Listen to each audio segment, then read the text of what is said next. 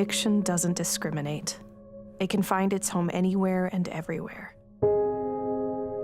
Last year, our government put a name to this pervasive and spreading issue. In Minnesota alone, 17,000 men and women are crumbling under the weight of addiction. Opioid-related deaths have increased by 50% in Minnesota in the last 2 years. In 2017, 5.5% of Minnesotans met the criteria for alcohol use disorder. An estimated 22.7 million Americans needed treatment, but only 1 in 9 found a way to get it. This is the story of how it built 2 lives back up from the rubble. 8 years old is kind of where my story starts. I was sexually abused by my dad, and I didn't tell anyone until I was about 21. And so I just kind of had a lot of resentment and anger and pain towards him, and really started out this pain doing the right things. I was really involved when I was a kid. I was in competitive acting and competitive speech team for 7 years, trying to have an outlet, but it slowly turned into cutting and depression, and knowing that depression was really my life and it was something that I couldn't get away from. I love the feeling of getting high.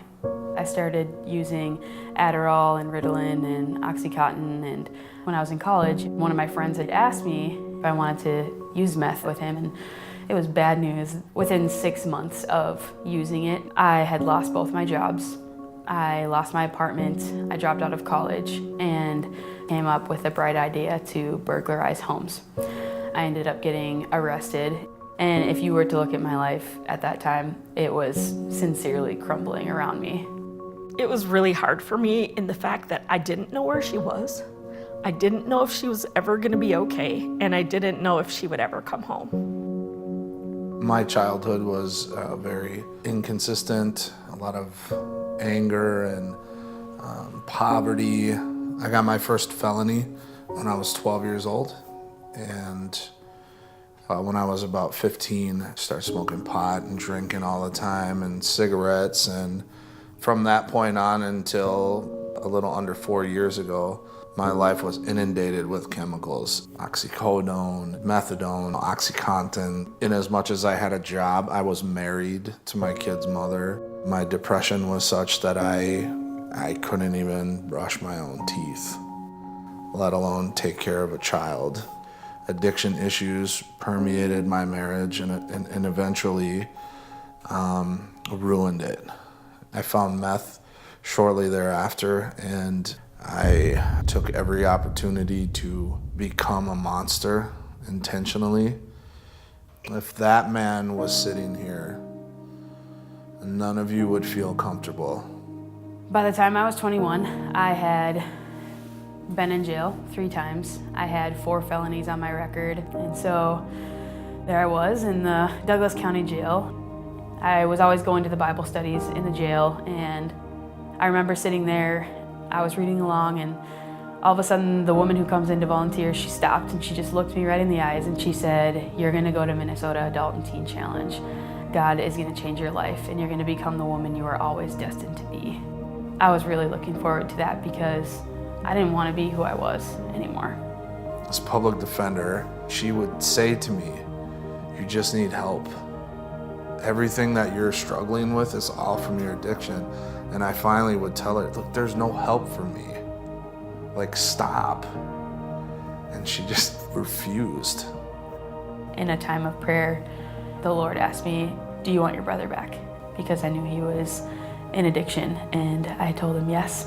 He charged me to pray for him every day for a year, and so I did. My stepmom called me. She said, "Your sister is singing in Rochester. You should go see her." I was completely strung out and spun out, but I went. And I'd never seen her so healthy. And I'd never seen her so happy. And she sang to me. I had gotten to this point where I really felt like the Lord was leading me to tell him. So I just laid it all out in a Facebook message to him and just told him that I love him and that he's not forgotten and that he's not alone and that he's always prayed for. It was maybe a couple months after that, and an email came through. Anthony Byrne has been admitted into the Rochester Teen Challenge. I remember when I was in the program, they hadn't even opened that building yet. And I remember specifically praying with Pastor Rich one day, saying, Lord, he needs this. He needs you. By the time that Emma had been through Minnesota Adult and Teen Challenge, and as prayer from family and friends was felt, I could feel my heart was kind of taped back together. And then when my son hit the program and I watched each week how he changed and how the Lord was just filling him up, my heart was put back together again. Over the next 13 months, my stepmom and my sister drove from Minneapolis once a week to see me, every week. And they literally loved the hell out of me. We are in the midst of a major drug and alcohol epidemic. Daily, individuals come through our doors crumbling under the weight of drug and alcohol abuse. In the past 4 years, our program has doubled in size, and in the past months alone, our centers are running at capacity. Yet there's even more need for help. Truly, the need has never been greater. But we are not without hope. It's because of the support and partnership we have with you that we are equipped with effective tools against addiction. In 2017, we opened our Women's Center in Rochester to meet the growing needs of families in southern Minnesota. We continue to refine our programs to meet the needs of our clients and provide healing for the individual and their families. This past year, we were able to expand our partnership, working with counties across the state, and our prevention team, Know the Truth, spoke to over 56,000 students about the dangers of drug and alcohol abuse. From the bottom of our hearts, thank you for your support. With your help, together we can build recovery. Not only was this program the difference between life and death for me, but now that I work here, I get to help women walk through the pain that they've been in and be able to show them hope that there is healing on the other side. There is freedom on the other side of all of that. I'm so glad that my sister loved me.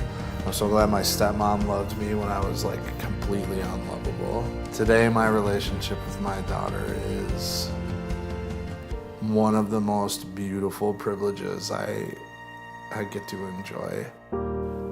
My life today looks like it's just a firm, genuine house filled with joy and light.